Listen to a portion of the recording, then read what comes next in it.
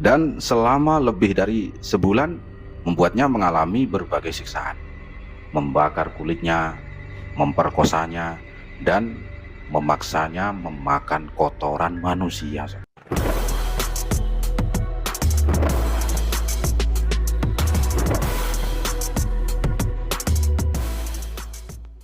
Assalamualaikum warahmatullahi wabarakatuh.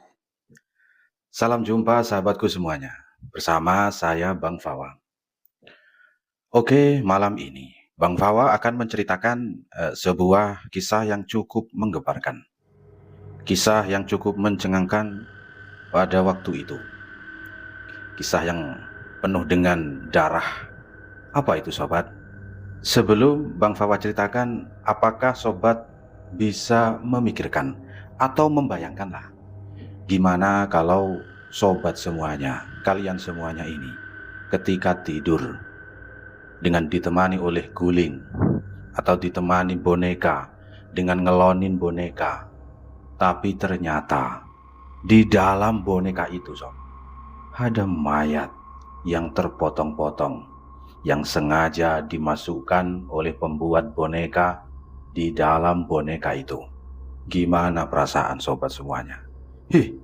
Pasti ngeri. Pasti sobat semuanya akan mengalami tiap hari ini mimpi buruk.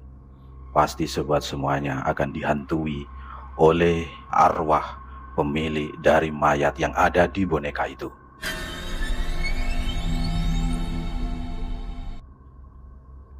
Inilah cerita yang akan Bang Fawa ceritakan. Oke, jangan kemana-mana sob. Nah, pada waktu itu, pada bulan Mei sekitar tahun 1999, seorang gadis berusia 14 tahun pergi ke kantor polisi Hong Kong. Dia mengatakan kepada petugas tersebut bahwa selama beberapa minggu terakhir, gadis ini terus-menerus digangguin oleh hantu.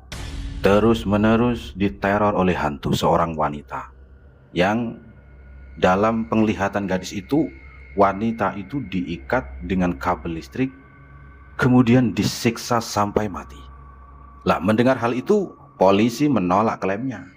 Polisi menganggap anak ini hanyalah mimpi atau omong kosong anak remaja, bisa dikatakan halusinasi.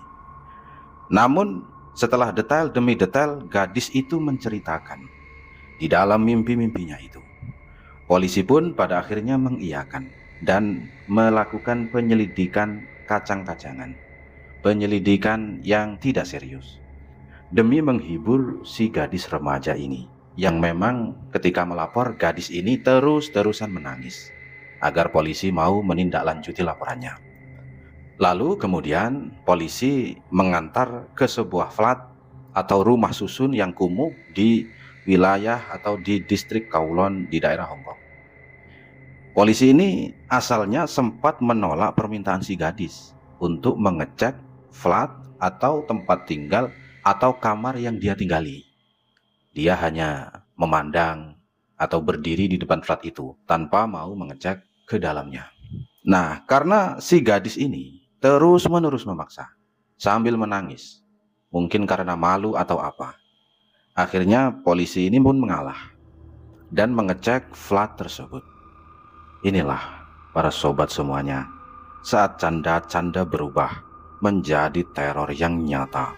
Ternyata setelah semuanya dicek oleh polisi, diperiksa oleh polisi, di dalam flat mereka menemukan boneka Hello Kitty yang berukuran besar dengan kepala wanita yang dipenggal di dalamnya. Itu adalah awal dari penyelidikan sebuah kasus yang selamanya akan disebut sebagai Hello Kitty Murder atau pembunuhan Hello Kitty. Pembunuhan yang akan dicap di seluruh Hong Kong sebagai salah satu kejahatan paling bejat di dalam ingatan. Nah, di dalam penyelidikan polisi ini, ternyata kepala yang ditemukan itu sob, adalah milik perempuan bernama Van Man Ye.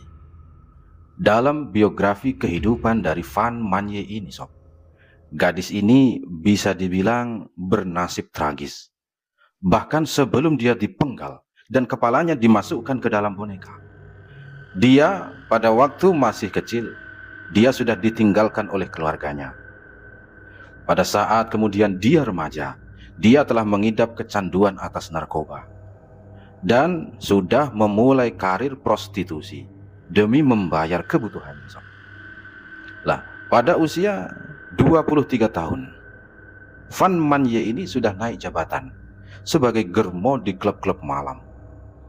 Dan kecanduan atas narkobanya ini masih ada. Lalu pada awal sekitar tahun 1997, Van Manye ini bertemu dengan seorang lelaki yang bernama Chan Man Lok. Dia adalah seorang lelaki yang berusia sekitar 34 tahun. Keduanya ini bertemu di klub malam dan menemukan bahwa mereka memiliki kesamaan, alias mereka akhirnya cocok dan berpacaran. Van Manye adalah seorang pelacur dan pecandu narkoba, dan Chan Man Lok adalah seorang gigolo dan juga dia pengedar narkoba. Tak lama mereka kemudian berteman dan saling berlangganan. Yuk nolah, apa itu berlangganan? Terus pada pertengahan tahun 1997, di pertengahan tahun, putus asa akan uang dan obat-obatan, si gadis Van Manye ini mencuri dompetnya Man Lok, pacarnya, dan berusaha kabur dengan membawa uang $4.000 Hong Kong di dalamnya. Nah, si Man Lok, begitu dia ini mengetahui uangnya hilang, Man Lok lalu meminta dua antek-anteknya, dua anak buahnya. Dia kan seorang gigolo, uangnya juga banyak, punya anak buah juga punya. Si Man Lok menyuruh anak buahnya yang bernama Leung Sin Cho dan Leung Wai Lun untuk mencari Manye dan menculiknya. Man Lok bermaksud memaksa si Manye menjadi budak untuk dirinya sendiri dan menyewakan kepada orang lain agar uang yang dia dapat bisa membayar nominal yang Manye curi. Itu benar saja. Si Manye ini ketangkap oleh anak buahnya, bersembunyi dimanapun dia ketangkap. Akhirnya Manye dibawa ke flatnya Man Lok, ke apartemennya Man Lok. Man Lok marah. Dia kemudian menyiksa Manye dengan ganas, memukul, menampar dan lain sebagainya. Namun tak lama kemudian rencana itu lepas kendali. Rencana yang asalnya Man Lok hanya menjadikan Manye budak, esek-esek dalam dirinya dan juga menjual kepada orang lain, itu tak berjalan lancar. Rencananya hanya berjalan beberapa saat, tidak lama. Akan tetapi melacurkan atau menjual si Manye itu tidak cukup untuk segera membayar apa yang telah dia curi. Mereka pun akhirnya marah. Man Lok juga antek-anteknya marah. Mereka mengikat dan memukulinya. Dan selama lebih dari sebulan membuatnya mengalami berbagai siksaan. Membakar kulitnya, memperkosanya, dan memaksanya memakan kotoran manusia. Si Manye ini diseret, ditempatkan di WC, kemudian disuruh memakan kotoran yang ada di WC itu. Meskipun penyiksaan terhadap Van Manye ini cukup mengerikan, ya mungkin yang lebih mengerikan dan mencengangkan adalah kisah gadis 14 tahun yang melaporkan pembunuhannya ini ke polisi. Apa sob? Apa hubungan gadis 14 tahun yang melaporkan ini dengan kasus yang dialami oleh Van Manye sebagai korban? Ternyata diketahui bahwa si gadis 14 tahun yang melapor polisi ini, dia termasuk orang yang ikut bagian dalam pembunuhan Van Manye. Dia ikut bagian. Gadis itu dikenal hanya sebagai nama samaran Afong. Afong adalah nama samaran yang diberikan pengadilan Hong Kong pada waktu itu. Pasca gadis di bawah umur ini ikut ditetapkan sebagai tersangka. Ternyata juga si gadis 14 tahun ini adalah pacarnya Chan Manlok, tersangka utama sebagai pembunuh Chan Manye. Ya, meskipun pacar mungkin istilah yang terlalu buram sih untuk menggambarkan statusnya. Kemungkinan besar ya gadis ini adalah salah satu pelacurnya Chan Manlok. Lah, apa hubungan gadis ini dengan kematiannya Fan Manye?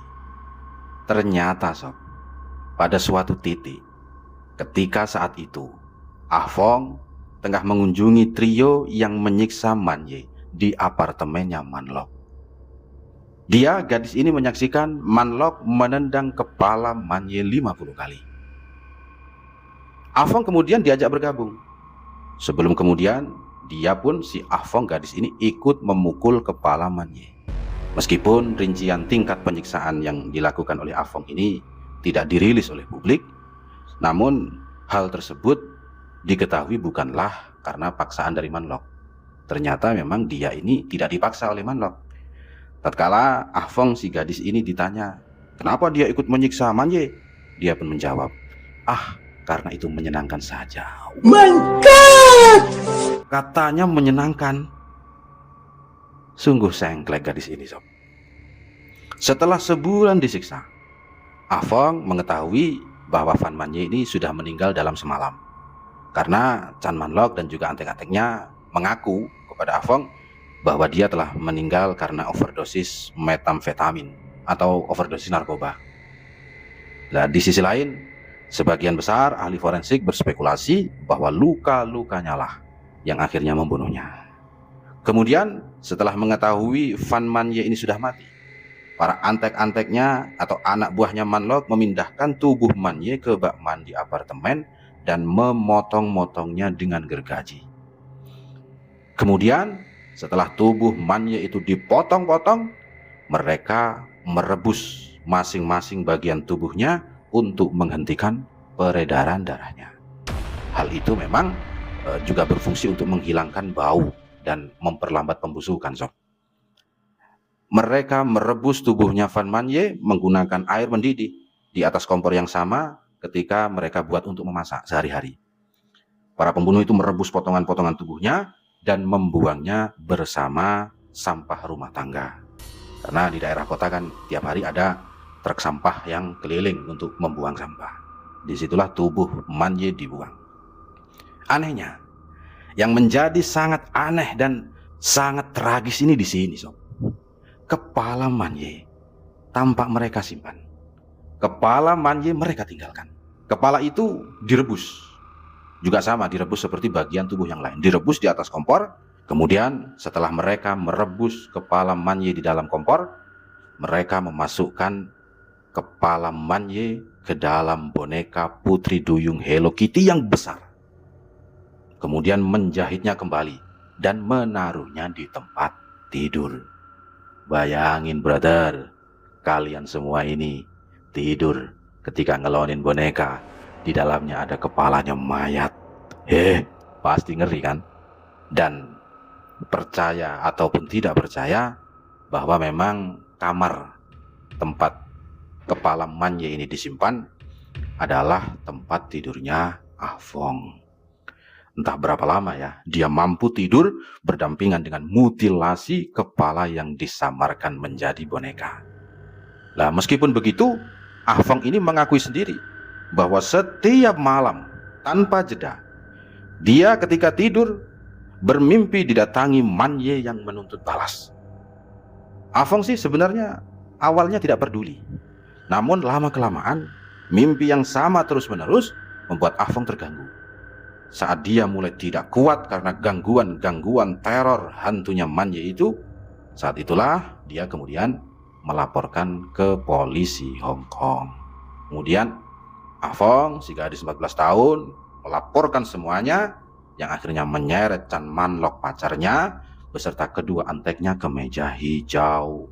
Ah Fong bahkan rela bersaksi melawan komplotan Chan Manlok karena memang dia disuruh, katanya ya, dalam pengakuannya, dia disuruh oleh hantunya Fan Manye. Akibatnya, ketiganya kemudian dihukum bukan karena pembunuhan, tetapi penyiksaan saja. Karena si juri, si hakim percaya bahwa meskipun mereka telah menyebabkan kematiannya, mereka tidak bermaksud begitu. Ya apaan ini? Artikelnya kok seperti itu? Nggak tahu lah. Ya memang tentu saja vonis hakim itu membuat publik Hong Kong marah, ribut. Untungnya upaya naik banding atas pembunuhan Hello Kitty murder ini pada akhirnya berhasil. Lalu menyeret ketiganya dan dijatuhi hukuman seumur hidup. Ya memang meski dengan kemungkinan pembebasan bersyarat sih dalam 20 tahun. Ya itulah mungkin keadilan atau hukum yang ada di wilayah Hong Kong waktu itu. Ya bandingkan saja hukum yang ada di Indonesia. Tulis di komentar. Inilah sebuah hal yang membuat pembunuhan Hello Kitty menyandang namanya, sob. Bukan hanya karena kepala Van Man Ye dimasukkan ke dalam boneka Hello Kitty. Nah, apartemen atau flat atau rumah kumuh, rumah susun tempat Man Ye disiksa juga diketahui ini penuh dengan memori-memori Hello Kitty.